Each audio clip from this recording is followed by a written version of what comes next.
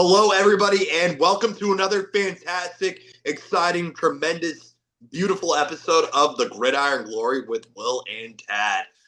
Continuing into our preseason series covering all 32 teams, we are looking into the Pittsburgh Steelers.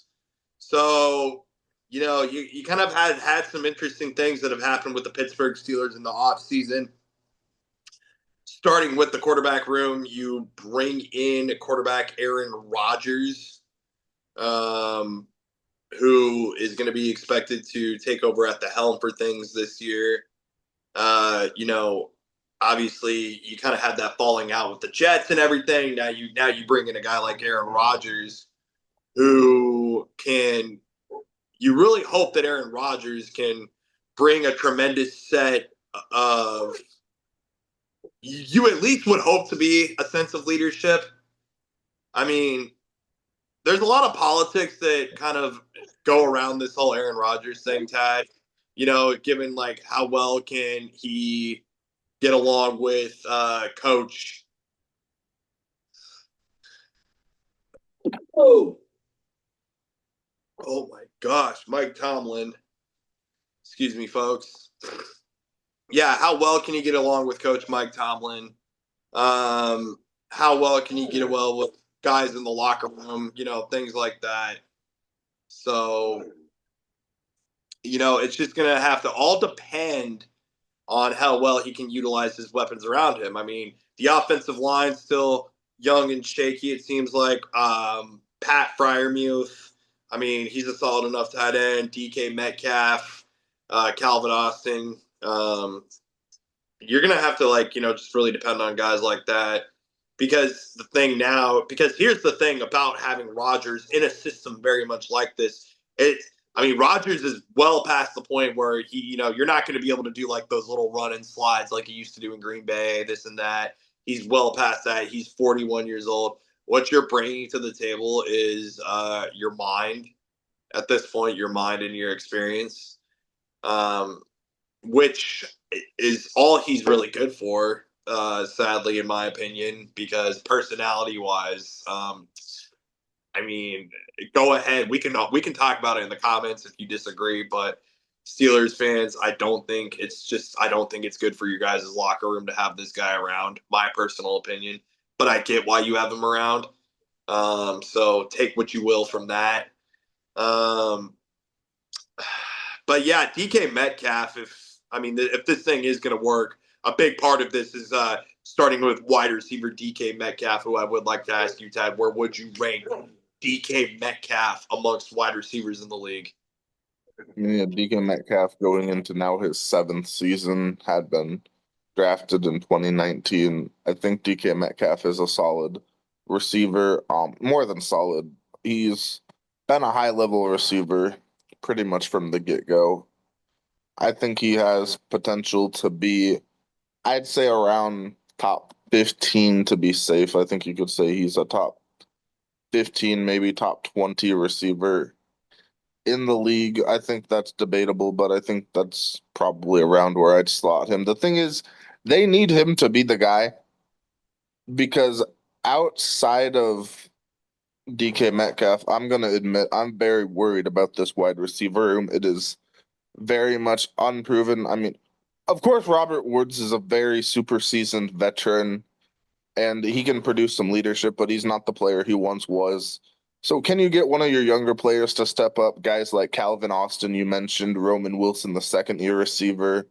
Can they get one of those two? I'm looking at those two specifically to hopefully step up and provide a spark in the receiver room because outside of Metcalf, there's just not a lot of proven experience there. Yeah, not a whole ton of proven experience. And you didn't go out, you didn't draft like a wide receiver or a tight end. It's looking like in that sense. To be honest, I'm going to be completely, truly, and transparent with you about this offense, Tad. Aaron Rodgers is a mere placeholder for Will Howard. I believe that the true future plan of the Pittsburgh Steelers is to develop Will Howard. And yeah, you bring in Aaron Rodgers, and you probably expect that I expect the Aaron Rodgers bridge to burn out super fast here. I'm not gonna lie. Um, and just get ready for Will Howard, and that's your future in Pittsburgh right there. Is quarterback Will Howard. I mean, I'd certainly argue that that's what they're hoping for. They draft him in the sixth round out of Ohio State, the national champion. I mean, again, you kind of took a flyer at that point in the sixth round. Generally, you wouldn't expect a sixth round pick to be a franchise quarterback. It happens sometimes, but that Tom would be a Brady was a very, seventh round pick for that what it's would worth. be, yes, of course, Tom Brady was what he was. But, anyways, as I was saying, Will Howard is we'll see what he can do. I mean, like I said, he won the championship. He's got a lot of talent. We'll see if he sticks, but they had a very interesting draft as well. He was one of two offensive players. You can include Caleb Johnson there, the backup running back behind Jalen Warren. We'll see just how much the snap distribution goes there between the two of them. Jalen Warren going into his fourth year now for the Steelers. We'll see if he can continue to produce at a level that's going to warrant the lead running back role, or if Caleb Johnson can even kind of push for that RB1 role. We'll see how that dynamic works. I think it is at this point, it's a solid enough, exciting running back room. And I mean, Caleb Johnson, he certainly showed what he can do in the preseason, making some moves against Travis Hunter, obviously the number two pick in the draft. So he's got the talent, and I think that is a spark plug type player on offense that they could certainly use. PFF does have the Pittsburgh Steelers ranked 21st. Mentioning that the offensive line there is very young, and yeah. So a lot of these starters are three of them are entering year two. Left tackle Broderick Jones will be playing in his third season. So Tad, we've seen what happens when Aaron Rodgers doesn't have a well put together offensive line. We saw that in New York. I'm really not blaming the injury. I really don't want to knock that Jets unit for that moment, but it really did not help. So that's going to be key. I mean, we're going to be looking at this offensive line and and through it for Mike Tomlin's sake and for the Steelers' sake. I mean, some of you may want the best for Aaron Rodgers. Maybe some of you don't. But if you're one of those fans that do, you don't want to see him get hurt. I mean, no, obviously nobody wishes for that. So, Mhm. um, Yeah, a big year for their second year players for sure. I mean, they spend a first round pick, a second round pick, and a fourth round pick on those three players you're talking about, Zach Frazier, Mason McCormick, and Troy Fatuanu. So, I mean, it's a big year for those three. They put a lot of capital into that, improving the offensive line last year, getting a bit younger. So we'll see if they can improve on that ranking that they're projected. I mean, there's clearly some talent there. That's why they put the draft picks into them. So I'm interested to see if they can take another step forward this year.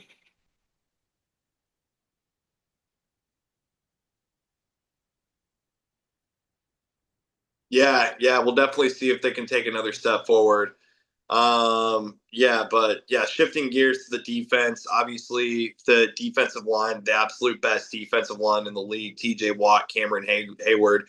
Where would you rank T.J. Watt and Cameron Hayward amongst defensive lineman duos in the NFL? I mean, it's hard not to say they're number one in the league. I mean, this is the best defensive line in the league. You have those guys. You have Alex Highsmith, rushing as well. So just a very strong line. Benton is a solid player as well.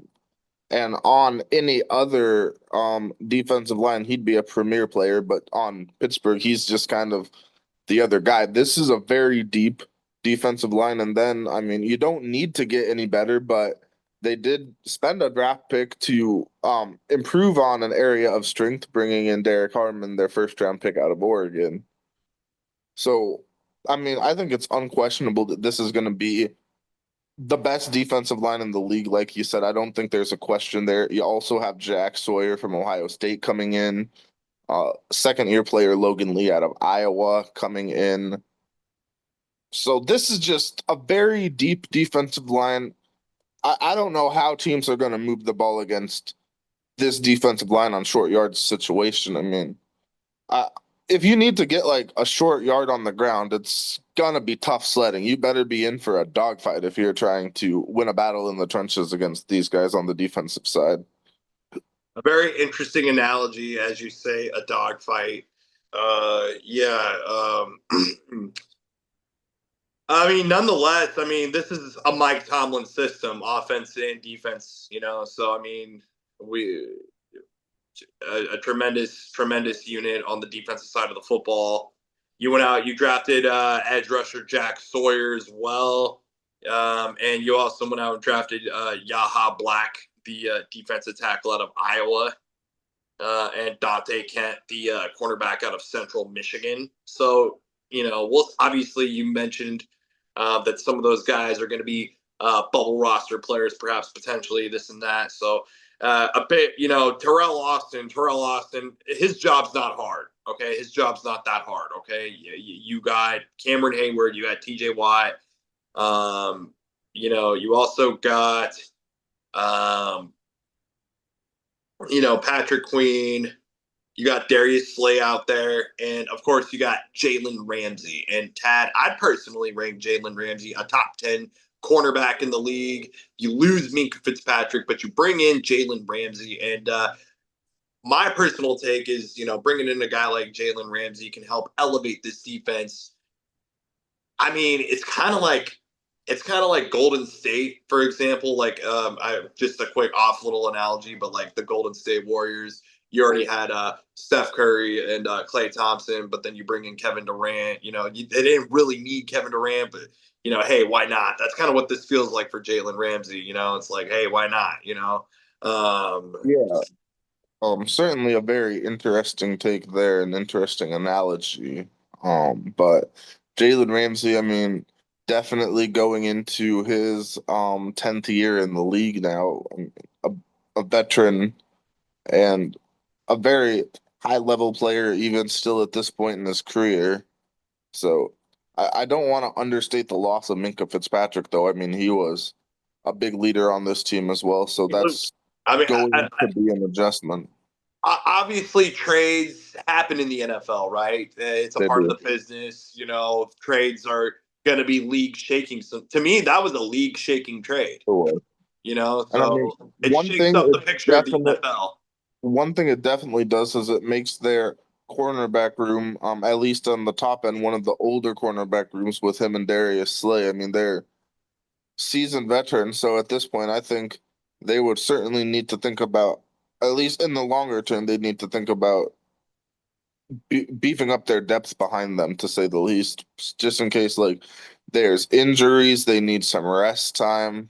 But Another thing too is, I mean, the whole why not, right? Hey, why not bring in this guy, right, to elevate yeah, this defense? You go out and you get first round pick Derek Harmon. I mean, yeah. So not only do you have a Hayward, T.J. Watt, but then you bring in a guy like Derek Harmon, and I mean, their nose tackle too, Keanu Benton. I mean, obviously maybe not on the same level as some of those other guys, but he's still a very solid nose tackle in the league. So, um, and then Alex Highsmith too. Let's not forget Alex Highsmith. He's one of the more premier defensive players. I mean, it's just a stacked front seven, a beautiful defense to look at.